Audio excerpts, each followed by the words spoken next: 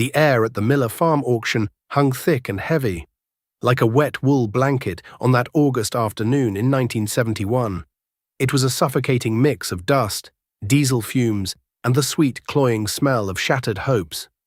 Old man Miller had finally given up the ghost, and the bank was wasting no time picking the bones of his life's work. I stood at the back of the crowd, my hands shoved deep in the pockets of my worn-out jeans, feeling the 3 sweat-dampened $20 bills that were my entire war chest. My name is Jedediah Stone. I was 24 years old, and all I had to my name was 80 acres of hard-packed clay my grandfather had left me, a tumble-down farmhouse with more drafts than windows, and an ache in my soul to make something of it. To do that, I needed a tractor. Not a new one, not even a decent one. Just something with an engine that could turn and wheels that could pull. The auctioneer, a fast-talking man named Pinter with a stained straw hat, was working his way through the prime equipment. The centerpiece was Miller's pride and joy, a John Deere 4020 that was only a few years old. It gleamed under the sun, its green paint still deep and rich. The tires were barely worn. Richard Peterson stood near the front, leaning against the fender of his new Ford pickup. Rich was everything I wasn't. His family had owned the richest bottomland in the county for generations, and he farmed it with an arrogance that set my teeth on edge. He was already running a brand new International 1256, the kind with a factory cab and a radio. He didn't need another tractor, but he was here to be seen, to remind everyone who was king of the hill. "All right, folks, here she is," Pinter bellowed, slapping the 4020's fender. "The cream of the crop. Who'll start the bidding for me at $8,000? A beautiful machine, barely broke in." Hands shot up. The bidding was fast and furious, a blur of nods and waves from the established farmers, the men with lines of credit as long as a country mile. Rich let them fight it out for a minute, a smirk playing on his lips. When the bidding slowed at $10,500, he finally lifted a lazy finger. $11,000, he said, his voice carrying easily over the crowd. It wasn't a bid. It was a declaration. The other bidders wilted. Pinter pointed his gavel at Rich. "Sold to Mr. Richard Peterson for $11,000. A smattering of polite applause broke out. Rich tipped his cap, the picture of casual success. As the crowd shifted, his eyes found mine. He strolled over, his fancy cowboy boots kicking up little puffs of dust. "Still dreaming, Stone?" he said, loud enough for those nearby to hear. "Thought you'd be here, sniffing around the scrap pile. You find a tricycle big enough for you yet?" My jaw tightened. "Just lookin', Rich." "Lookin' don't plant corn," he shot back. "Takes iron, real iron, not the junk you can afford." He gestured vaguely toward the back of the lot, where the broken, the rusted, and the forgotten were lined up like dead soldiers. "That's your section, over there. Good luck." He laughed and walked away, leaving me standing in a cloud of his smug satisfaction. My face burned, but he was right. I couldn't afford anything that had run in the last decade. I drifted toward the back, past the worn-out plows and hay rakes with missing teeth. And that's when I saw it. It wasn't a tractor, not in the way anyone there thought of one. It was a monster. An old Alice Chalmers HD6 crawler, probably from the early 50s. It was huge, a solid block of faded yellow iron sitting on 2 wide steel tracks. It didn't have wheels, it had a military-grade undercarriage with sprockets and rollers. The blade on the front was a massive curved slab of steel, its cutting edge chipped and scarred. Rust bloomed in long, weeping streaks from every bolt and seam. The engine, a big 4-cylinder diesel, was half exposed, its manifold a crusty orange. The seat was just a rusted metal pan, its vinyl cushion having rotted away to nothing years ago. It was a bulldozer, a piece of construction equipment. It had no business on a farm. It was ugly, obsolete, and looked like it had been dredged from the bottom of a river. And I fell in love with it. I saw past the rust. I saw the sheer, raw power it represented. My 80 acres were tough. The topsoil was thin, and underneath was a layer of hard-pan clay that would snap a regular moldboard plow in two. But this thing could rip the guts out of that clay. It could reshape the land itself. Pinter and the crowd eventually worked their way back to the junk row. He barely gave the crawler a second glance. "All right, what am I bid for this old Alice Chalmers yard ornament?" he droned, his enthusiasm gone. "Let's get it out of here. Who'll give me $500 for scrap?" Silence. The other farmers shuffled their feet. They saw a money pit, a giant headache. They saw an engine that was probably seized, an undercarriage that would cost a fortune to repair, and a machine that drank diesel like a dehydrated elephant. 200, Pinter tried again. "Someone give me $200 for it." From the front, I heard Rich Peterson's loud laugh. "You'd have to pay someone to haul that heap away." Something snapped in me. I took a deep breath. 300, I called out. My voice sounded thin and reedy. Pinter's head snapped in my direction, his eyes wide with surprise. "I got 300 from the young Mr. Stone. Do I hear 4? Silence again. The crowd was looking at me now, a few of them shaking their heads with pity. "Come on now. The tracks alone are worth more than that in scrap," Pinter pleaded. 350, a voice grumbled from the side. It was old Gus who ran the local scrapyard. He was just bidding on its weight. 400, I said, my heart starting to pound. 450, Gus shot back. 500, I said, my voice shaking a little. I was burning through my meager savings. 550, Gus said, narrowing his eyes at me. I pictured that hard-pan clay, the way it had broken my grandfather's spirit. I pictured Rich Peterson's sneering face. I took the last of my money from my pocket. $600, I said, my voice clear and steady. Gus stared at me for a long moment, then spat a stream of tobacco juice into the dust. He shook his head and waved a dismissive hand at Pinter. "All yours, kid. You want it more than I do." Pinter's gavel cracked like a rifle shot. "Sold, for $600 to Jedediah Stone. Son, you just bought yourself a whole lot of iron." The murmuring started immediately. I heard the word fool more than once. Rich Peterson just laughed, a loud booming sound that echoed across the yard. He caught my eye and mouthed the words, "You're broke." He wasn't wrong. I had just spent every last cent I had in the world on a 20-year-old 10-ton pile of rust. Getting it home was the first nightmare. It was 15 miles to my place, and the HD6 hadn't run in God knows how long. I had to go, hat in hand, to Mr. Abernathy, who owned the oldest, rustiest lowboy trailer in the county. He was a kind old man who'd known my grandfather. He looked at the crawler, looked at me, and just sighed. "Jed, what in the Sam Hill are you going to do with that thing?" "Farm with it, Mr. Abernathy." He chewed on his unlit pipe for a moment. "Well, you got more guts than brains, I'll give you that. Let's see if my old Mac can even pull it." It took us 3 hours to winch the dead machine onto the trailer, the cable groaning in protest. The trip home was a slow, nerve-wracking crawl at 10 miles an hour, the old Mack truck straining and belching black smoke, Mr. Abernathy white-knuckling the wheel the whole way. When we finally got it onto my property, it looked even bigger and more hopeless sitting next to my little barn. It sank into the soft dirt, looking like it planned to stay there forever. I handed Mr. Abernathy the last 20 I'd held back for an emergency. He tried to refuse it, but I insisted. When he drove away, a profound silence fell. It was just me and the beast. I walked around it, running my hand over the cold, rough steel. The sheer scale of the task ahead settled on me like a physical weight. The engine was a mystery, the tracks were frozen solid with rust, and every lever in the operator's station was seized in place. I was alone, broke, and the owner of a 10-ton problem. Now, before we go any further, and before I tell you about the nights I spent sleeping in that barn with a shop manual for a pillow, I want to ask you all something. Have you ever bought a piece of old equipment, a car, a tool, anything that everyone else called junk? Something you dragged home while your friends and neighbors shook their heads and laughed. But you knew deep down in your gut that it had good bones and a second life left in it. Let me know in the comments what it was and what you did with it.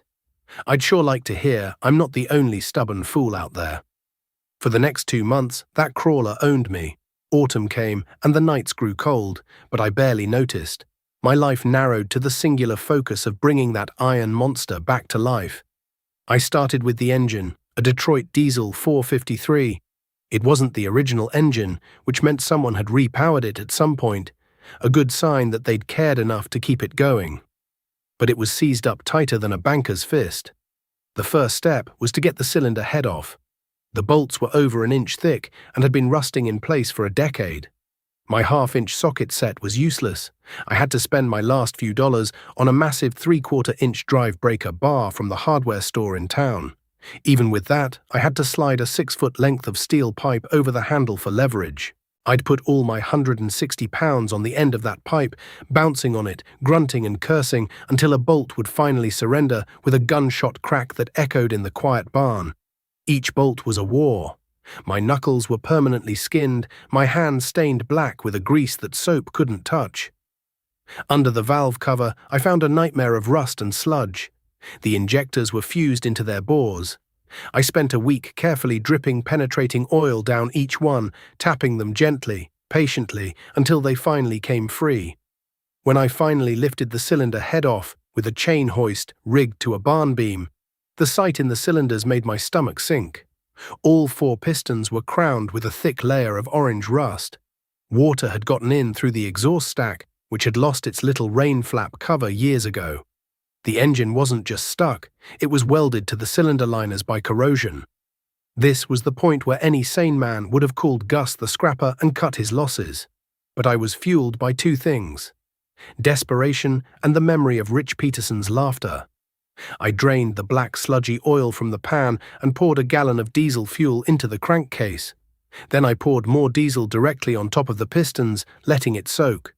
For a week, that's all I did. I'd work my day job hauling hay for a neighbor, come home exhausted, and pour more diesel on the pistons. The talk in town was merciless. Heard Jed Stone's trying to start that museum piece on diesel fuel and prayer. One farmer chuckled at the co-op. Mostly prayer. Rich Peterson, of course, was the loudest. That boy's plowing his future into a scrap heap. While he's playing mechanic, I'm locking in my price for next year's corn. They didn't see the small victories. They didn't see the night I finally got the number 3 piston to move, just a fraction of an inch, by putting that long cheetah bar on the crankshaft bolt and throwing my whole body against it. It felt like I had moved a mountain. One by one, over another 2 weeks of sweat and swearing, I got all 4 pistons freed. The cylinder liners were pitted, but maybe not beyond saving. I couldn't afford a boring bar or new liners. So I improvised. I built a homemade hone using wooden dowels, strips of emery cloth, and my electric drill. For days, the barn was filled with the screeching sound of me honing those cylinders, slowly, painstakingly, removing the rust and scoring a new crosshatch pattern into the steel walls. I cleaned the pistons, carefully scraping the carbon from the ring grooves. 2 of the rings were cracked. A trip to a truck salvage yard 50 miles away and a $10 bill got me a handful of used but good rings from a similar junked engine. Reassembly was a cleaner, more hopeful process. I coated everything in fresh, thick 30-weight oil. I used a new head gasket I'd had to special order.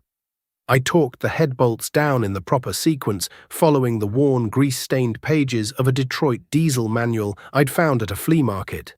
I cleaned the injectors, rebuilt the fuel pump, and rewired the starter. The day of truth came on a cold, grey November morning. The battery was a loaner from Mr. Abernathy.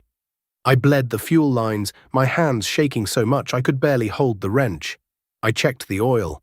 I took a deep breath, climbed onto the cold steel track, and hit the starter button. The starter groaned, a deep, painful sound. The big engine turned over slowly, reluctantly. 1 revolution. 2. It felt like an eternity. Then a puff of white smoke coughed from the open exhaust stack. Another revolution, another puff. This one darker. I kept my thumb on the button. The groaning turned into a chugging rhythm, and then, with a deafening roar, the beast roared to life. A huge cloud of black and blue smoke erupted from the stack, filling the barn and boiling out the doors. The whole machine shook violently on its tracks, the ground vibrating beneath my feet. The noise was apocalyptic, a hammering, clattering, beautiful symphony of internal combustion. It wasn't a smooth idle, it was a rough, angry, belligerent roar, but it was running. It was alive. I stood there, covered in soot, my ears ringing, and I grinned like a fool. I had done it. The next challenge was the undercarriage. The track pins were rusted solid. I spent a week with a sledgehammer and a blowtorch, heating and beating on the master pins until I could drive them out and split the tracks. I cleaned and greased every roller, some of which had frozen bearings that I had to painstakingly rebuild. By the time the first snows of winter fell, I had a running, moving machine. It was still ugly, still loud, but it was mine, and it was paid for. That spring of 1972, while Rich Peterson was out in his fields with his new John Deere planter, zipping along in his air-conditioned cab, I was wrestling with my own creation. I'd bought an old, heavy-duty disc plow at another auction for $50. The HD6 pulled it like it wasn't even there. I set the blade on the front and went to work on the land itself. I cleared the fence row my grandfather had let grow wild for 20 years, pushing over 30-foot trees like they were weeds. Then I attacked the hardpan. I dropped a set of deep-ripping shanks I'd fabricated myself into the ground and pulled them through that unyielding clay. The crawler grunted, the Detroit diesel bellowed black smoke, but it never stopped. It ripped that land open 2 feet deep, shattering the compacted layer that had choked the life out of the soil for a generation. The neighbors who had laughed now stopped their trucks on the road to watch. They saw the giant slabs of clay being turned up, land that had never been properly broken. They saw one man and one old machine doing the work of a modern earth-moving crew. They weren't laughing anymore, they were just watching. That first year, my corn didn't look like much. The ground was rough, and I was planting late. But I got a crop in the ground, and I did it without borrowing a single dime. The world was changing fast in the early 70s. President Nixon had taken the dollar off the gold standard, and suddenly inflation was a word you heard everywhere. The price of everything started to climb. Fuel, seed, fertilizer. It all cost more every time you went to the co-op. But something else was happening too. The Russians were having a bad harvest, a terrible one. To feed their people, they came to America to buy grain. They called it the Great Grain Robbery. Overnight, the price of corn and wheat went through the roof. A bushel of corn that had been worth a little over $1 was suddenly fetching $2, then $3. A wave of unbelievable prosperity washed over the heartland. The government was telling us to plant every square inch we could. Fence row to fence row, that was the slogan from the Secretary of Agriculture, Earl Butz. For men like Rich Peterson, it was like winning the lottery. He was already geared up for massive production. His big, efficient equipment meant he could plant and harvest hundreds of acres quickly, capitalizing on the sky-high prices. The bank, seeing the boom, was practically throwing money at him. Rich didn't just take it, he grabbed it with both fists. He bought the 120 acres north of me from a retiring farmer, paying a price that made everyone gasp. He didn't even haggle. He just signed the papers. Then he showed up at the dealership with a blank check and drove home with a brand new International Harvester 1466. It was a beautiful tractor, a real powerhouse with a turbocharged V8 engine. He also bought a new 6-bottom plow and a 12-row planter to go with it.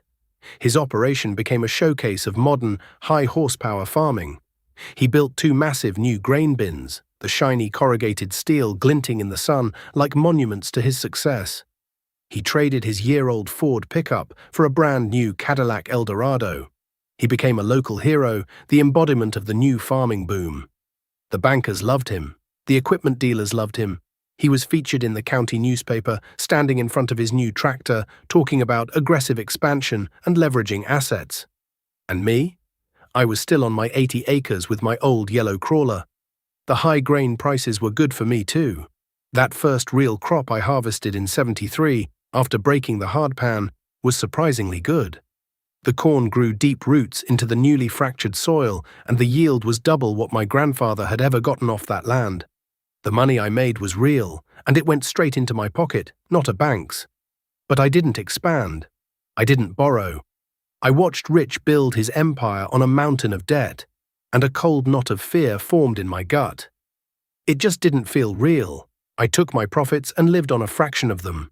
I finally put new windows in the farmhouse. I bought a used but well-maintained Farmall M for the lighter work like cultivating, paying cash for it. My biggest investment was a good set of tools and a welder. To everyone else, I looked like a man standing still, a failure to launch. While Rich was conquering the world, I was tinkering with my old junk. I remember one afternoon at the diner, Rich was holding court in a booth, surrounded by other farmers. "You got to spend money to make money," he was saying, gesturing with a cigar. "These interest rates are nothing when corn is $3 a bushel. It's free money, only a fool wouldn't take it." He caught my eye as I sat at the counter. "Ain't that right, Jed? Still polishing that old bulldozer of yours?" The whole booth chuckled. "It runs good, Rich," I said quietly. "Running ain't growing," he scoffed. "You're farming 80 acres like it's 1940. A man's got to have ambition. You'll be left in the dust." I just paid for my coffee and left. But his words stung, because a part of me wondered if he was right. I saw the new pickups, the family vacations, the comfortable lives the debt was buying for my neighbors. My life was still grease-stained knuckles and long hours. I was debt-free, but I was also isolated, an outcast from the grand party that was sweeping through farm country. My old crawler, which I'd nicknamed the Beast, was my only partner. It had become incredibly reliable. I knew every bolt, every quirk of its diesel engine. And it was versatile. I found I could make extra money in the off-season. When a neighbor needed a new pond dug or a waterway cleared, my HD6 could do it for a fraction of what a professional contractor would charge. That cash work, small as it was, added up. It was my secret weapon. But the world kept spinning faster. On the radio, the news was all about the oil embargo and gas lines. Inflation, which had been a whisper, was now a shout. The Federal Reserve, trying to fight it, started raising interest rates. At first, it was just a little. 1/4 of a point here, 1/2 a point there. At the co-op, the farmers who were leveraged like Rich just shrugged it off. "Price of doing business," they'd say. "Grain prices will stay high forever." I remember one evening late in the decade, standing on my porch. The sun was setting, and across the valley I could hear the powerful thrum of Rich Peterson's new Steiger, a massive 4-wheel-drive tractor working late into the night, its headlights cutting swaths through the darkness. He had bought another 300 acres. He was farming nearly 1,000 acres now, all of it on the bank's money. The sound of that big engine was the sound of the boom, the sound of confidence, the sound of debt. I looked over at my barn, where the silhouette of my old Alice Chalmers crawler stood silent and dark. It owed no one. It asked for nothing but fuel and grease. A cold wind blew across the fields, and for the first time the roar of Rich's new tractor didn't sound like success to me. It sounded like a warning. It sounded fragile, like a giant engine running on borrowed time, screaming against a future that was coming for us all. The late 70s arrived not with a bang, but with a slow, grinding unease. The party was still going, but the music had started to sound a little off-key. The price of corn softened, dipping back below $3 a bushel and staying there.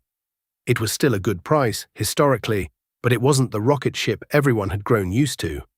The first sign of real trouble, though, wasn't on the Chicago Board of Trade. It was in the sky. The summer of 1980 was born in brassy, cloudless heat.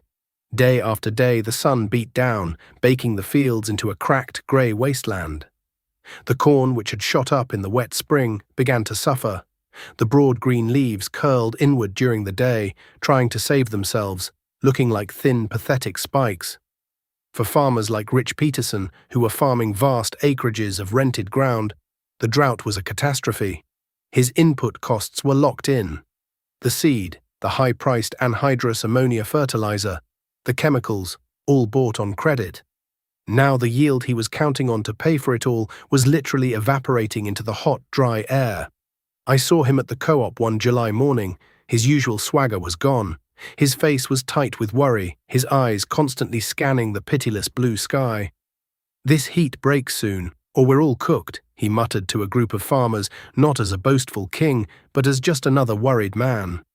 My own 80 acres were suffering too, but not as badly. The deep ripping I'd done with the HD6 years before had created channels in the hardpan.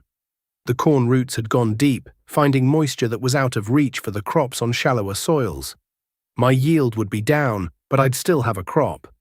I had no massive fertilizer bill to pay off, having learned to build my soil with manure from a small herd of cattle I'd bought with my cash profits.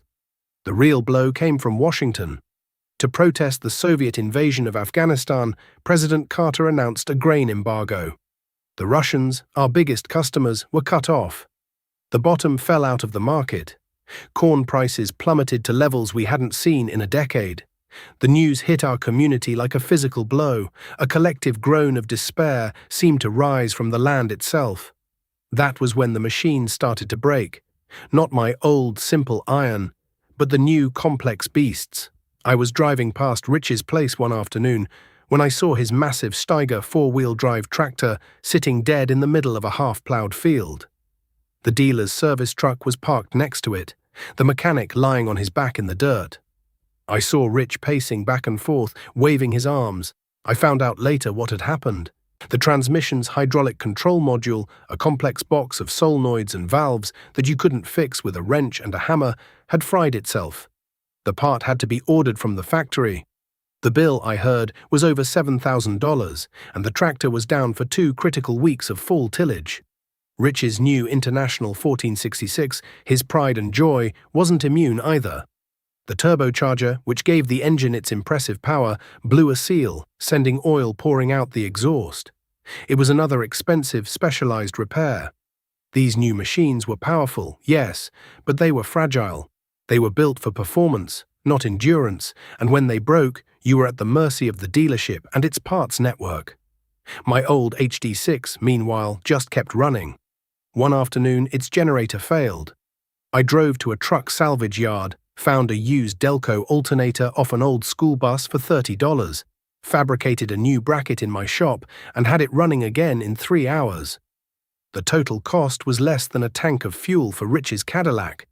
The cracks in his empire were beginning to show. He put his 2 new grain bins up for sale, hoping to generate some cash. But no one was buying. Everyone was broke. The shiny steel bins sat empty, monuments to a boom that had suddenly, terrifyingly, gone bust. The whispers started at the diner. People said Rich was slow paying his fuel bill at the co-op. They said the bank manager had been seen driving out to his farm, not for a friendly chat, but with a grim look on his face. The king of the hill was starting to slide, and the slope was getting steeper every day. The final act of the tragedy was orchestrated by a man in a suit 1,000 miles away, named Paul Volcker. As the new chairman of the Federal Reserve, his mission was to kill the runaway inflation that had plagued the country for years. His only weapon was to raise interest rates to levels that were unimaginable. Prime lending rates, which had been in the single digits when farmers like Rich had signed their lives away, soared to 15, 18, then over 20%. For anyone farming on an operating loan with a variable rate, it was a death sentence. It was like trying to run a race while a man on the sidelines kept piling weights on your back. The letters from the bank started arriving in mailboxes all across the county. They were cold, formal documents filled with words like delinquency, acceleration clause, and foreclosure.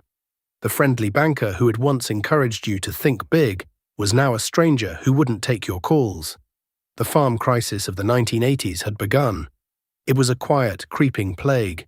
There were no battles, just a relentless series of surrenders. The auction notices started appearing in the paper, first a trickle, then a flood.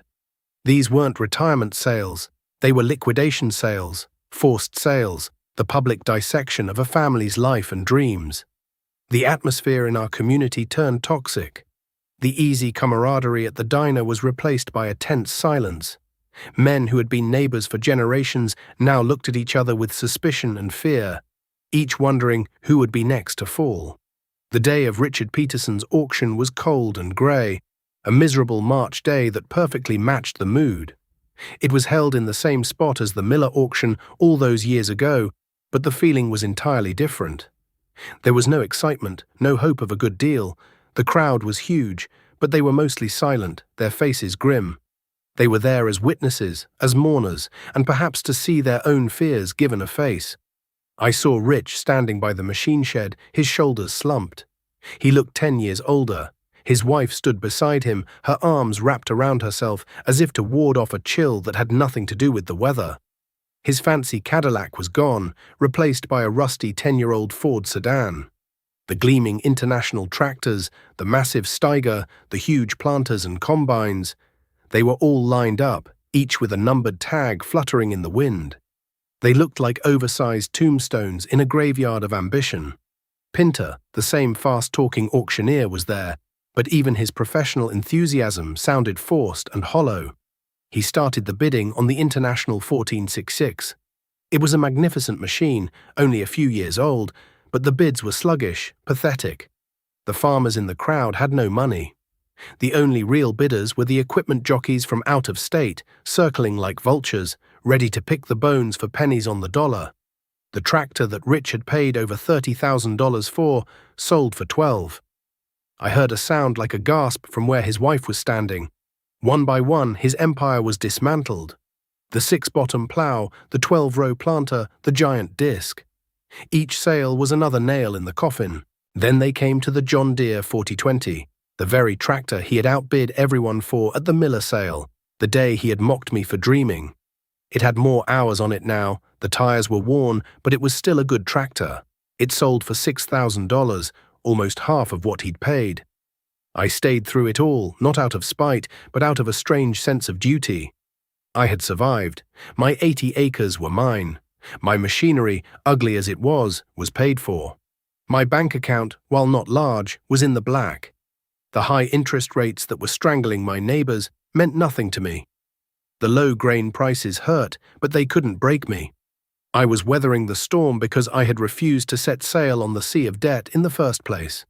My vindication was a bitter, lonely thing, enjoyed in silence, while my community fell apart around me. The last things to be sold were the parcels of land. The bank was selling them to the highest bidder to cover the remainder of Rich's debt. When the auctioneer announced the 120-acre parcel north of my farm, a hush fell over the crowd. This was prime bottomland, some of the best soil in the county. In the boom years, it would have started a bidding war. Now there was only silence. No one had the money or the credit. The auctioneer opened the bidding at $1,000 an acre, a fraction of what Rich had paid. Still silence. He dropped it to $800, then $600. I thought about my grandfather, who had always looked at that piece of land with a wistful sigh. I thought about the sweat I had poured into my own 80 acres. I thought about the cash I had carefully, stubbornly saved from my dozer work and my cattle, money that was sitting in a passbook savings account, earning a pittance but safe. I took a deep breath. $600 an acre, I said. My voice cut through the silence. Every head turned to look at me. Pinter's eyes widened. Rich Peterson looked up, his face a mask of disbelief and anguish. The auctioneer tried to work the crowd. I have $600, a bargain for this quality of land. Who'll give me $650? There were no other bids. The land jockeys weren't interested. They wanted equipment they could flip, not a long-term commitment. The local farmers couldn't get a loan for a cup of coffee. Sold, Pinter's gavel cracked. To Jedediah Stone for $600 an acre. I didn't feel triumphant. I felt a profound sadness.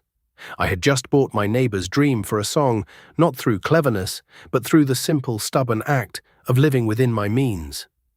After the auctioneer had packed up and the crowd had drifted away, leaving behind a field littered with paper cups and shattered lives, I saw Rich.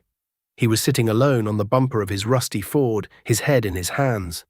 I walked over, the crunch of my boots on the gravel sounding unnaturally loud. He didn't look up. I stood there for a long moment, the cold wind whipping around us. This was the moment I had imagined 1,000 times, the moment I would finally get to look down on the man who had looked down on me. But now that it was here, all I felt was a hollow ache. "Rich," I said quietly. He looked up. His eyes were red-rimmed and empty. "Come to gloat, Stone? Come to tell me you told me so?" His voice was a ragged whisper. "No," I said. "I came to talk about that bottom land. It's good land. Best in the county. It deserves a good farmer." He gave a bitter, humorless laugh. "Well, it's got a new owner now. Hope you know what you're doing." "I do," I said. "And the first thing I'm doing is admitting I can't farm it right, not by myself. Not and do right by my own place too. I'm going to need help. Someone who knows that piece of ground better than anyone." He stared at me, his brow furrowed in confusion. He didn't understand. "I'll need a tenant, Rich," I said. "I'll rent it to you, on shares. We'll work out a deal that's fair, a deal you can live with." He just stared, his mouth slightly open. The idea was so far outside the realm of what he expected, he couldn't process it. He, Rich Peterson, renting the very land he used to own, from me, Jed Stone, the fool with the bulldozer. It was the ultimate humiliation, but it was also a lifeline. He looked down at his hands, then back at me. For the first time, the arrogance was completely gone, replaced by a raw, wounded vulnerability. "Why?" he asked, his voice cracking. "After everything. Why would you do that?" "Because the bank beat you," I said, looking him straight in the eye. "The system beat you. You didn't beat you. And this land, it doesn't care about banks or interest rates. It just cares about being farmed right. You know how to do that." He didn't answer for a long time. He just sat there as the grey twilight deepened around us. Finally, he gave a slow, almost imperceptible nod. It wasn't an agreement born of friendship. It was an alliance born of survival. In that moment, the rivalry that had defined our lives for a decade simply dissolved, washed away by a tide of shared hardship. The years that followed were lean, but they were good. Rich farmed the 120 acres, and I farmed my 80. We worked together, sharing labor and what little equipment he had left. The community slowly healed. The lessons of the crisis were burned into the souls of those who survived. The talk at the diner was no longer about new tractors and leveraging assets.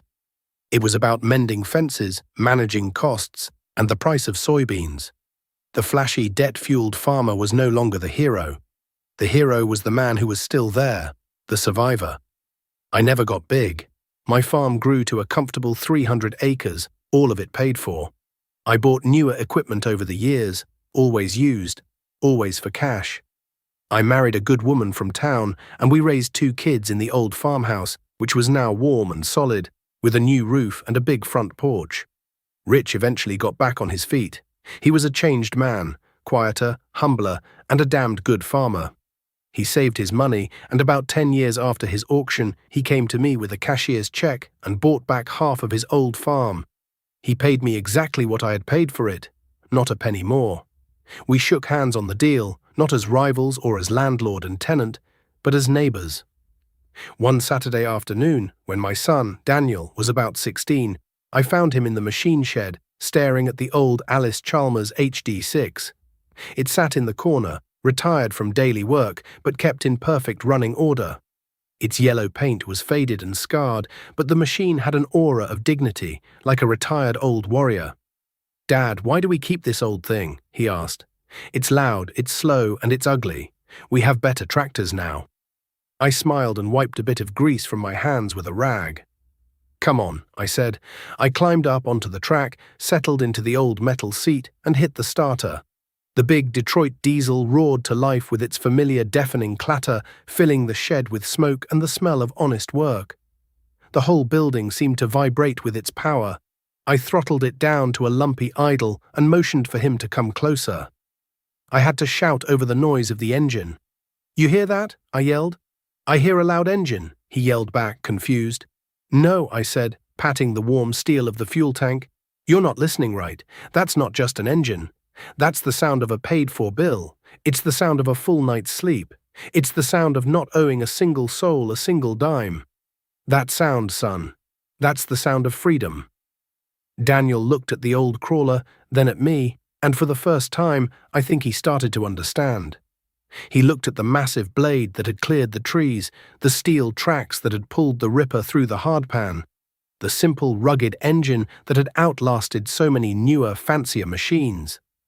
He was looking at the foundation of everything we had, a 10-ton pile of junk that had cost $600 and had built a life. He reached out and laid his hand on the fender, feeling the deep, steady vibration of the engine, and in his eyes I saw the lesson take root. The legacy wasn't in the land or the money, it was in the wisdom that old iron had taught us.